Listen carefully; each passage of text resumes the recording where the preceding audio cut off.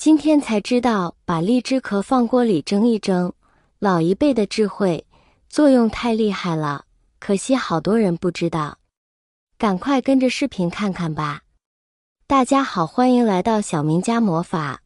荔枝是我们平常生活中比较常见的一种水果，一般来说，荔枝又香又甜，汁水特别多，很多朋友特别爱吃。而且荔枝的营养价值也比较高，常吃一点荔枝对我们身体也是比较好的。准备好的荔枝取出来，将荔枝壳全部剥掉，剥下来的荔枝果肉咱们就直接吃掉吧。今天做的这个美食是不需要荔枝果肉的。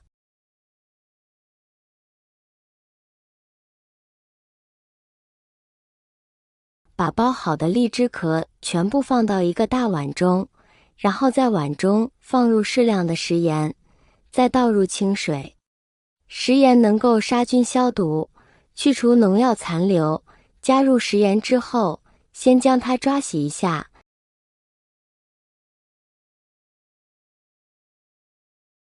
然后放到一旁浸泡2分钟，去除农药残留。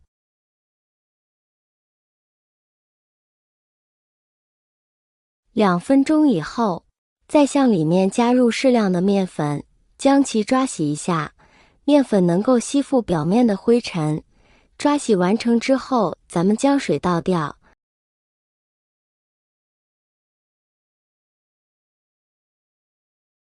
然后再一次倒入清水，将其冲洗一遍，冲洗干净。然后把荔枝壳放入蒸锅中，盖上盖子，大火蒸10分钟。蒸过后可以很好的去燥火。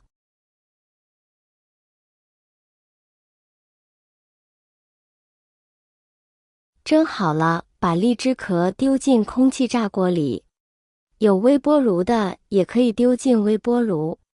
空气炸锅的话是200度10分钟。把荔枝壳烘干。也可以用炒锅炒，怎么方便怎么来。为什么要把荔枝壳烘干？荔枝壳是一种常用的中药材，具有清热解毒、利水消肿、止咳化痰等功效。烘干荔枝壳是为了提高其保存期限，并便于储存和使用。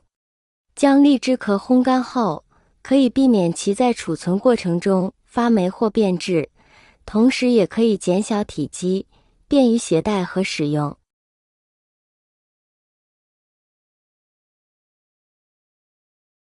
在使用时，只需将烘干的荔枝壳泡水或煮汤即可。时间到，我们先打开来看一下烤制这样的荔枝壳，就可以进行下一步的制作了。一定要注意，还是稍微有些烫手的。荔枝壳如果要利用起来，一定要像我这样把它烘干，或者放在太阳下面把它晒干，才能进行利用。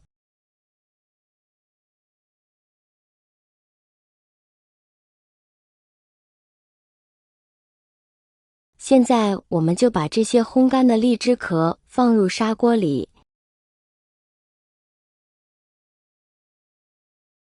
然后再倒入1000毫升的清水。我们需要先用大火把这个水烧开。荔枝吃多了，你一定要像我这样煮一下荔枝壳。水烧开以后，我们先把盖子打开，盖上盖子，大火烧开。先把这个食材稍微搅拌一下。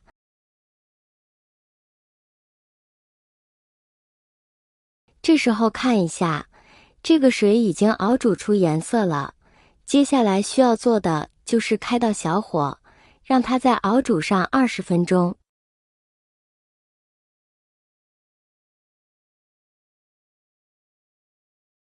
这个荔枝壳煮水，整个过程是不需要加入任何调味料的。煮好，打开盖子，是能闻见很浓郁的一股香味的。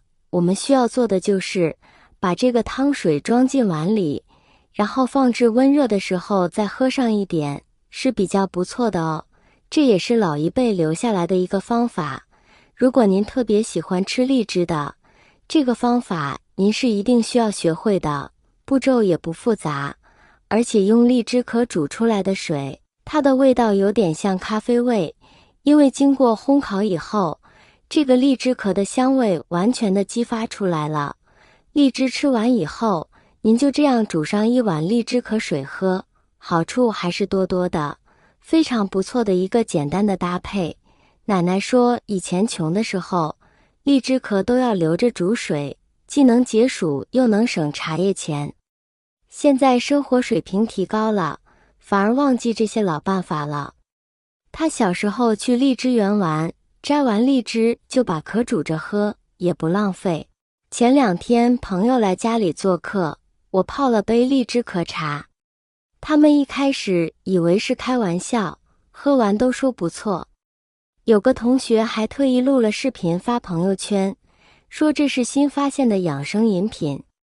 其实很多老办法现在都被忽略了，比如橘子皮晒干泡茶，冬瓜皮炖汤。